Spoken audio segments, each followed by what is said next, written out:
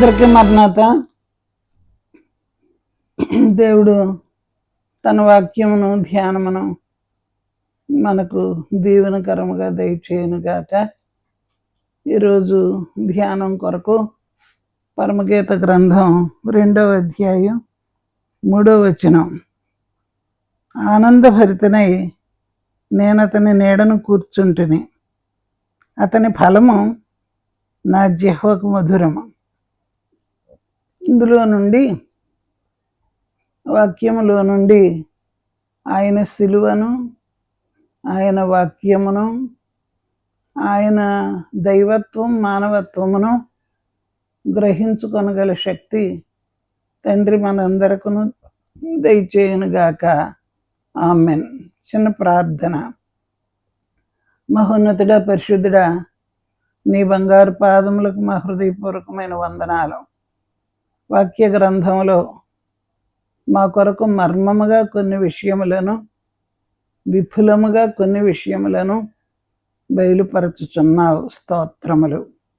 నీవు బయలుపరిస్తేనే కానీ మా కంటికి ఏది కనబడదు. పరిశుద్ధాత్మ తండ్రి మా కంటికి చూపించతేనే తప్ప మేము ఏది చూడలేము. దైవశక్తి నిన్ను కమ్ముకుంటుందని ప్రభువా నువ్వు మరియమ్మకు చెప్పావు. శక్తి వచ్చి కమ్ముకుంటుంది ప్రభువా. అలాగూ ప్రతి ఒక్కరి అంతరంగములోను, ప్రతి ఒక్కరి జీవితంలోనూ నీ శక్తి చేత, కమ్ముకున్న శక్తి చేత నిలబడే భాగ్యం దయచేయము. మేఘం కమ్ముకుందంటాం అంటే వచ్చేసింది అనమాట. నల్లగా సూర్యుడు కనబడినంత చిక్కగా మేఘం వచ్చినప్పుడు మేఘం కమ్మింది అని చెప్తాం. అలాగే పరిశుద్ధాత్మ తండ్రి, మేము లోకంలో ఉన్నాము. లోకం మమ్ములను లోపల ఉంది. ఆ లోపలున్న లోకాన్ని బయటకు తీసి పరిశుద్ధాత్మ తండ్రి మమ్మల్ని కమ్ముకునేలాగా చేయి. స్తోత్రములు, వందనములు. అప్పుడు నీ సంగతులు ఏంటో మాకు అర్థమవుతాయి. అలాగున దీవించుము. స్తోత్రములు. నీ మహాగొప్ప కృపను తోడుగా ఇచ్చి ఘనతయు, కీర్తియు, మహిమయు పొందుమని మాతో ఉండి నడిపించమని యేసు నామములో వేడుకుంటూ ఉన్నాము తండ్రి. ఆమేన్. దేవుడు మనలను దీవించి ఆయన వాక్యముతో మనలను ఆదరించునుగాక. ఆమేన్. ఇక్కడ పరమగీత గ్రంథంలో ప్రతి ఒక్క వచనానికి ఎన్నో అర్థాలను దేవుడిస్తూ ఉన్నాడు. 2వ అధ్యాయంలో ఆనందభరితనై నేను అతని నీడను కూర్చుంటిని, అతని ఫలము నా జిహ్వకు మధురము అని సంఘం చెబుతూ ఉంది. ఇక్కడ ఇద్దరు కనపడుతున్నారు. ఒకటి యేసు ప్రభు, 2 సంఘం. భూలోక సంఘాన్ని వధువుగాను, పరలోకములో ఉన్న దేవుణ్ణి వరుడుగాను. అనగా ప్రేమలు చాలా విలువైనవి. అన్ని ప్రేమల కంటే నూతన వధూవరుల యొక్క ప్రేమ చాలా బాగుంటుంది. వినడానికి, చూడడానికి, ముచ్చట పడటానికి చాలా బాగుంటుంది. పెద్దలైన తల్లిదండ్రుల్లో కూడా ప్రేమ ఉంటుంది. ఆ ప్రేమ యొక్క మాధుర్యం కంటే మరి ఈ నూతన వధూవరులు వివాహం అయిన పిమ్మట నూతన వస్త్రం, నూతన చిరునవ్వు, నూతన ఆనందం ఎలాగో ఆ బిడ్డల యొక్క ముఖాల్లో ఉంటుందో చూచిన వారందరికీ సంతోషం కలుగుతుంది. ఇలా ఉండాలి అనిపిస్తుంది. మనం కోరుకునే ప్రేమ అదే.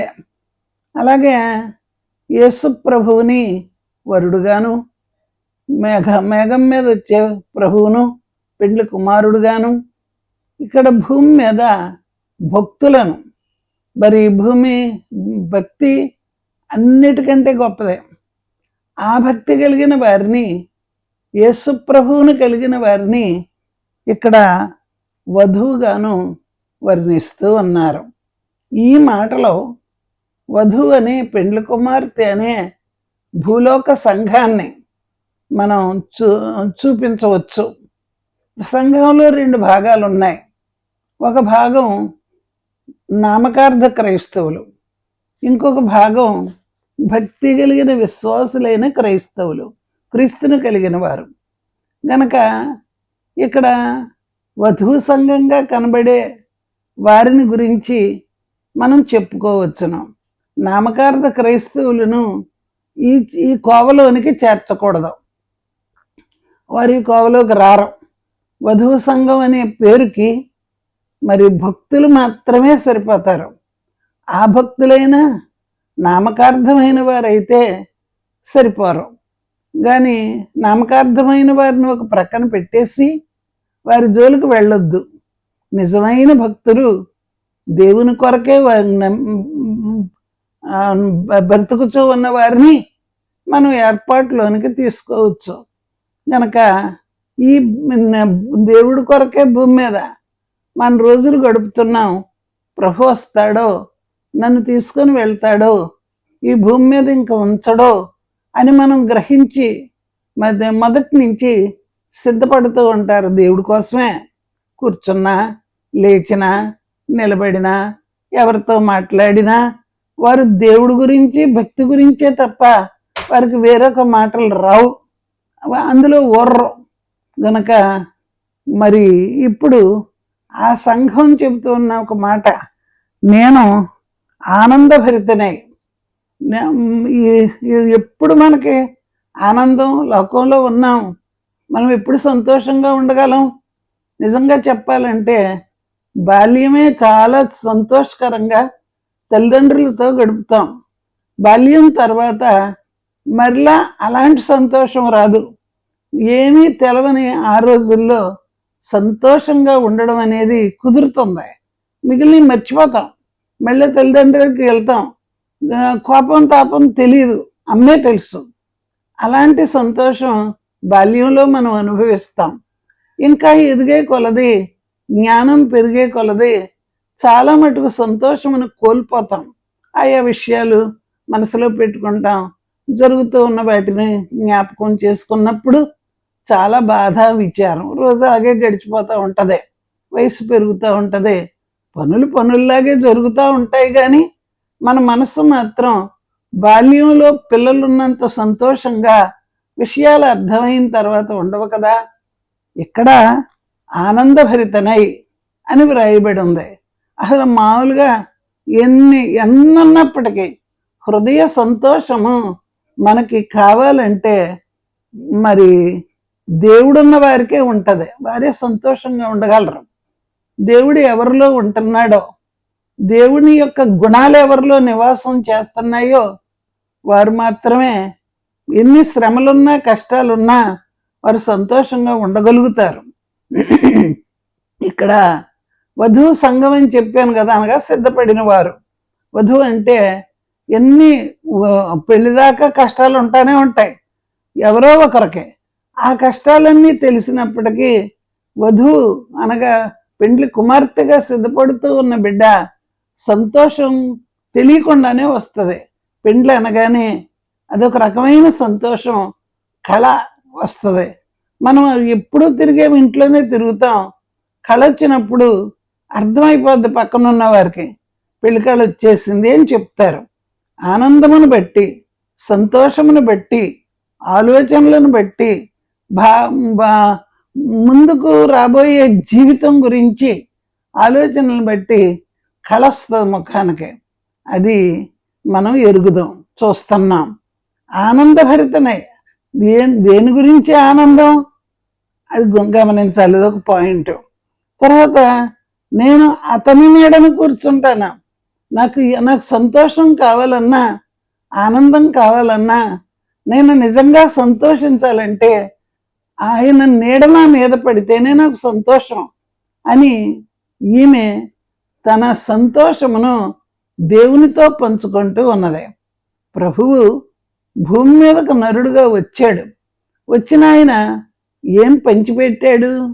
మనం దేనికి విచారిస్తున్నామో, దేని గురించి మన మీద చింత, విచారం, బాధ, ఐక్య విచారం అని ప్రభు చెప్పారే, అవన్నీ మనలో ఉన్నాయి, పొమ్మంటే పోవు. మరి మనం నివాసం చేసే గృహంలో ఎలకలు పందికొక్కులు కూడా వస్తూ ఉంటాయి ఎప్పుడప్పుడును. అలా వచ్చినప్పుడు మనకి చూడగానే అసహ్యం వేస్తుంది. మనం జీవించే కాడ నివసించే దగ్గర ఏంటి ఎలకలేంటి, సుంచులేంటి, పందికొక్కులేంటి అని వాటిని రాకుండా అరికట్టడానికి చేయవలసిన ప్రయత్నాలన్నీ చేసి అరికడతాం.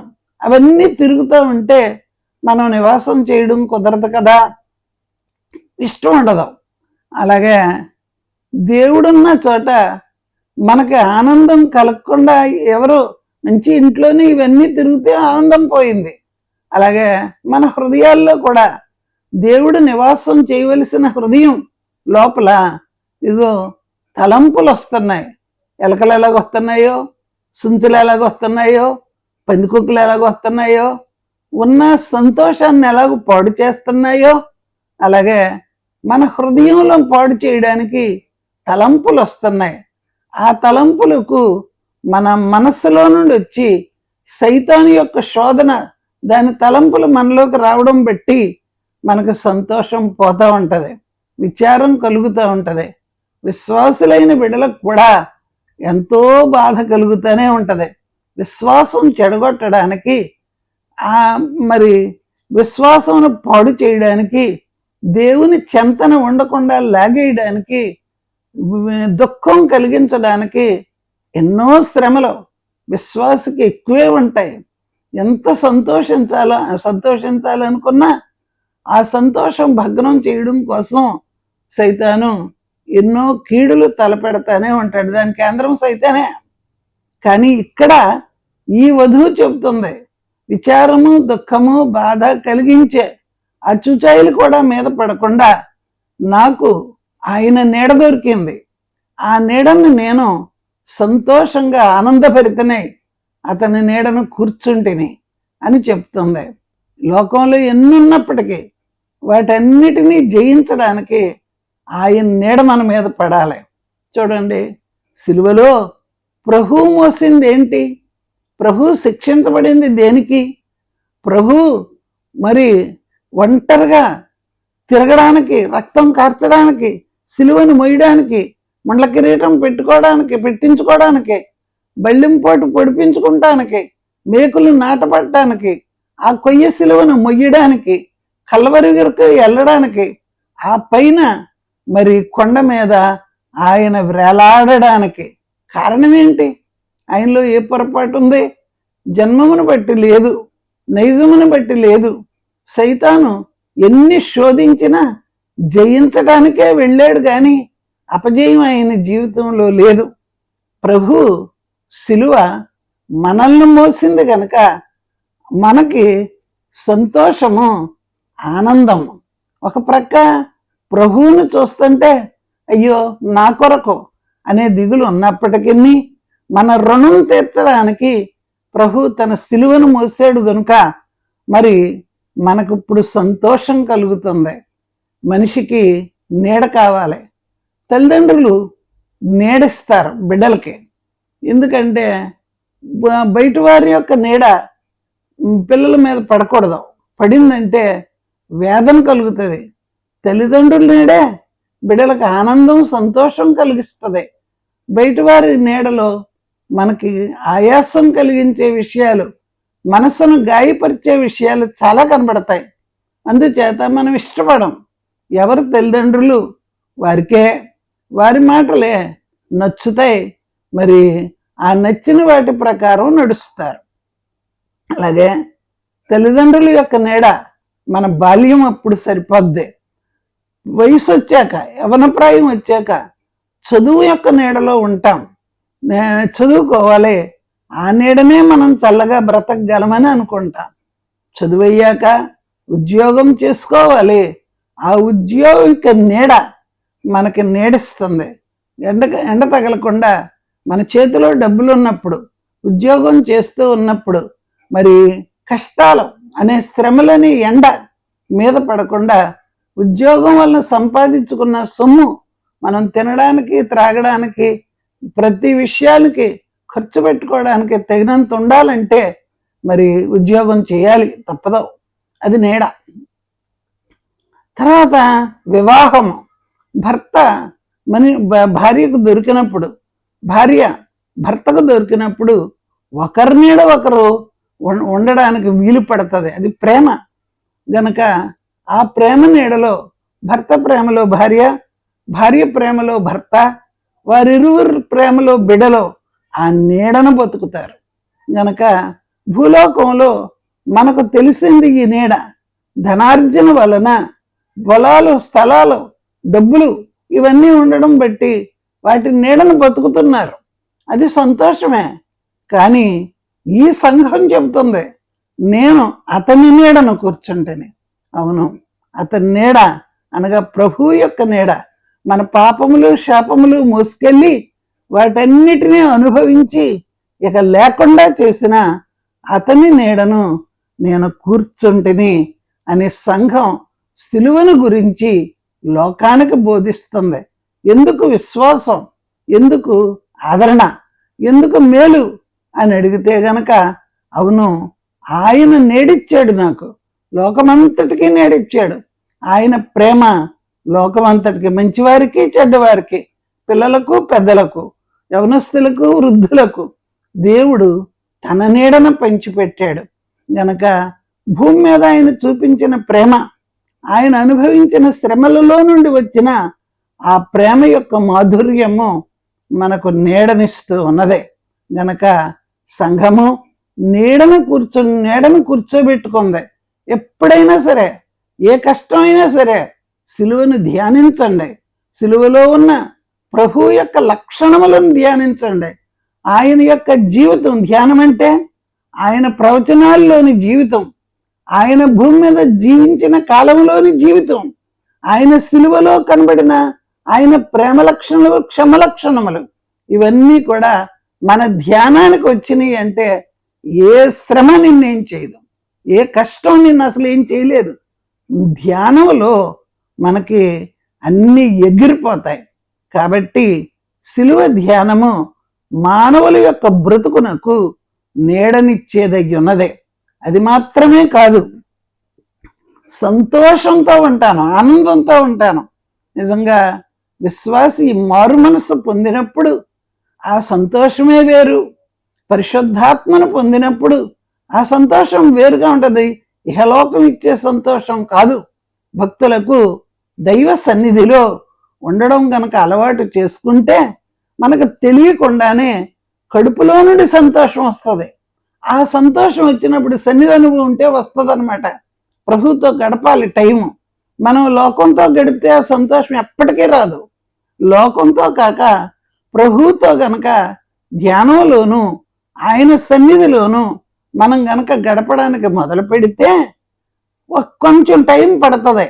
ఆ టైం పట్టినప్పుడు మనకు తెలియకుండానే కడుపులో నుండి ఆనందం వచ్చేస్తుంది. ఎలిజబెత్ అమ్మ మరియమ్మను చూడగానే ఏం కలిగింది? కడుపులో ఉన్న బిడ్డకు, ముద్దగా ఉన్న బిడ్డకు, రూపురేఖలు ఏర్పాటు చేసుకుంటున్న బిడ్డకు ఆనందం వచ్చిందంట, సంతోషం ఇచ్చిందంట, గొంతులేసేసాడంట.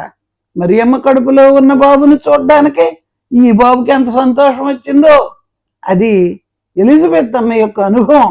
మరియమ్మ కడుపులో ఉన్న బాబును చూడడానికి నా ప్రభు యొక్క తల్లి ఇక్కడికి వచ్చిందని ఆవిడ సంతోషించిందే. ఆ ఆనందం భూమి ఎవరికైనా దొరికిందా? ఎందరి కడుపులోనే ఎవరి బిడ్డలో ఉన్నారు, కానీ వారికి గొంతులు వేసే సంతోషం, కడుపులోని బిడ్డలు గొంతులు వేసే సంతోషం వస్తుందా? రాదు కదా. అలాగే సంఘానికి కూడా సన్నిధి ఉంటే, దైవ సహవాసం ఉంటే, దేవుని సహవాసంలో ప్రతి విషయాన్ని ఆలోచించి జ్ఞానంతో పరిశోధిస్తే గనక ఆ సంతోషం చేయగా వస్తుంది. అప్పుడు చెప్తారు, ఆనందభరితనే నేను అతని నీడను కూర్చుంటేనే. ఆ సంతోషం నీ సన్నిధిని సంపూర్ణ సంతోషము కలదు, నీ కుడి చేతిలో నిత్యము సుఖములు కలవు అని దావీదు దైవ సన్నిధి అనుభవం కలిగిన ఆయన అన్నాడు. నిత్యము సంతోషించాలంటే ఆ సంతోషము దైవ సన్నిధిలోనే దొరుకుతుంది. గనక నిత్యము సుఖంగా బతకాలంటే దైవ సన్నిధిలోనే దొరుకుతుందని రాజైన దావీదు తన అనుభవం చెప్పారు కదా. అలాగే మనం కూడా నిత్యమైన సంతోషం సమాధానం కలగడం కోసం ఈ సన్నిధి అనుభవాన్ని అలవాటు చేసుకోవాలి. సన్నిధి అనుభవం అలవాటు పడిన వారు ఇంకొండలేరు, లోకంతో ఉండలేరండి. సన్నిధిలో ప్రభుత్వనే కలిసి ఉంటారు, వారికి ఆ అనుభవం వస్తుంది అనమాట. ఇంకో మాట కూడా చెప్తుంది, అతని ఫలము నా జిహ్వకు మధురము. అతని ఫలము చూడండి, భర్త భార్యకు ఎన్నో తెచ్చిపెడతారు. ఎన్నో తెచ్చిపెట్టినప్పుడు సరుకుల వలన వచ్చిన ఆనందం కంటే ఈమె ఇష్టాన్ని కోరికను తీర్చిన ఆ ఆనందం ఉందో చూడండి, అది మధురం. ఇవన్నీ అవసరమే, కానీ సరుకు మాత్రమే తెచ్చి చిరాకు పడతా బరువును మోసుకొచ్చి పెట్టినట్టు పెడితే తింటాం, అనుభవిస్తాం, కానీ సంతోషంగా ఉండలేం. ఎప్పుడు సంతోషిస్తాం? నువ్వు అడిగినప్పుడు నీ కోరిక తీర్చడానికి తను కూడా సంతోషించి తెచ్చి నీకు అనుభవంలో ప్రేమను చూపించినప్పుడు ఆ సంతోషం మనకి మధురంగా ఉంటది. నా జిహ్వకు అనగా నా నోటికి, నా నాలుకకు రుచి ఎలా తెలుస్తుందో, నా జ్ఞానానికి నీవిచ్చిన ఆ మాధుర్యం నాకు తెలుస్తుందని ఇక్కడ సంఘం చెప్తుంది, యేసుప్రభుతో చెప్తుంది. నేను నీడన కూర్చుంటాను, నీ ఫలము అనగా నువ్వు చేసే పనుల యొక్క రుచి నాకు మధురంగా ఉంది అని. జిహ్వకు మధురం, నా నోటికి రుచిగా ఉంది, మధురమైన రుచి. చూడండి, ముందు రసం కంటే వెనక ప్రభువు చేసిన రసం వాళ్ళ నోటికి రుచిగా ఉంది. వాళ్ళు అన్నారు, మొదటి రసము కంటే రెండవసారి వేసిన రసం చాలా మాధుర్యంగా ఉంది అని వారు తాగిన వారు అన్నారు, రుచి చూచిన వారు అన్నారు. అలాగే ఈ రోజున కూడా దైవ సన్నిధి అనుభవము, ప్రభువు యొక్క గుణగణాలను మనం ఆయన లోపలికి చూచినప్పుడు మన జిహ్వకు మధురముగా మేలు మాత్రమే కాదు, ప్రభువుని చూచి సంతోషించే రుచి మనకు దొరుకుతుంది. శిలువ ధ్యానంలో ఈ రుచిని అనుభవించాలి. ఆ రుచిని చూపించడానికే ఆయన నోరు తెరవలేదు. ఆయన నోరు తెరిస్తే, ఆయన మాట్లాడితే సృష్టి ఎలా కలిగిందో అలాగే మాటకి అన్నీ కలుగుతాయి. గనక ఆయన నోరు తెరవలేదు. మన కొరకు రక్షణ కలుగు చేయడానికి తప్ప మరి దేనికి నీ ప్రభువు నోరు తెరవలేదు. ఈ భాగ్యము ఆ రోజున ఈ రోజున కూడా దేవుడు మనకు అందిస్తూనే ఉన్నాడు. ప్రియమైన దేవుని పిల్లలారా, ఇందులో ఉన్న ఆ మాధుర్యమైన సంతోషము నీ జిహ్వకు అనగా నీ బతుకు ఎవరు తింటే వాళ్ళకే రుచి. మరి మనం తింటుంటే ఎదరోళ్ళకి రుచి అనిపించదు కదా, ఎవరు తింటే వారికే రుచి. అలాగే ఎవరు సన్నిధిలో ఉంటే, ఎవరు ప్రభువుతో సహవాసం చేస్తూ ఉంటే ఆ సహవాసం యొక్క రుచి ఎలా ఉంటుందో మనకు తెలుస్తుంది. స్నేహితునితో మాట్లాడినట్లు అబ్రహాము దేవునితో మాట్లాడాడు గనుక అతని రుచి ఎక్కడికి వెళ్ళినా రుచిగానే ఉంది, ఎక్కడికి వెళ్ళినా రాజునే చేసింది. అలాగే దేవుని పిల్లలమైన మనము మన విశ్వాసపు బ్రతుకును బట్టి, ఆయన సిలువలోని స్నేహమును బట్టి మనం ప్రభువును రుచికరముగా అందుకుందాం. అలాంటి భాగ్యము ఈ సిలువలో తండ్రి మనందరకును దయచేయునుగాక. ఆమేన్. ప్రార్థన. ప్రభువా, నీకు వందనాలు, నమస్కారములు. ప్రభువా, నీ సన్నిధిని మేము నిలబడే భాగ్యం మాకు అనుగ్రహించము. మాధుర్యమైన భాగ్యమును అందించే తండ్రివి గనక అందుకునే భాగ్యం దయచేసి ఘనత పొందము తండ్రి. స్తోత్రములు, వందనములు, నమస్కారములు. నువ్వు తప్ప ఇంకెవరో అలాగే ఇవ్వలేరు. నువ్వు ఒక్కడవే మాకు ఇవ్వగలవు కనుక నువ్వు ఒక్కడవే సిలువేయబడ్డావు, నీ ఒక్కడవే ప్రాణం ఇచ్చావు, నీ ఒక్కడవే మాకు జీవం ధారపోసావు, నీ ఒక్కడవే మమ్మలను చేరదీసావు, నువ్వు ఒక్కడవే మమ్మలను కూడబెట్టావు, నువ్వు ఒక్కడవే మాకు దర్శనం ఇచ్చావు, నువ్వు ఒక్కడవే మాకు పునరుద్ధాన బలం ఇచ్చావు, నీ ఒక్కడవే మేఘం మీదకు వస్తున్నావు, నువ్వు ఒక్కడవే మమ్మలను పోగు చేసి తీసుకెళ్తావు క్షణకాలంలో. అలాంటి రోజుల్లో మేమున్నాము ప్రభువా. సైతాను ఎన్ని గలిబిలి చేసినప్పటికీ నీ సన్నిధిలో ఉన్న సంపూర్ణ సంతోషము నీ సిలువ నీడలో ఉన్న మాధుర్యం మా నోటికి రుచిగా తగలాలంటే ఎవరు తింటే వాళ్ళకే రుచి. తీపిని గురించి చెప్తాం, నోట్లో వేసుకోకపోతే తీపి ఎలా ఉంటుంది ఎలా తెలుస్తుంది? అలాగే నిన్ను రుచి చూసి తెలుసుకునే భాగ్యము మాలో ప్రతి ఒక్కరికి దయచేసి ఘనత పొందుము. స్తోత్రములు, వందనములు, నమస్కారములు ప్రభువా. మా తండ్రి, ఈ దిన ధ్యానములో నిన్ను రుచి చూచి తెలుసుకునే భాగ్యమును దయచేసి నీలో నీ నీడన బతికే భాగ్యం ఇచ్చి ఘనత పొందుమని యేసు నామములో వేడుకుంటున్నాము తండ్రి, ఆమేన్.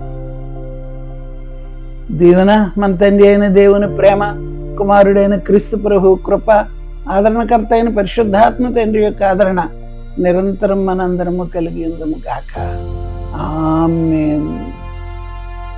అందరికీ మరణాత.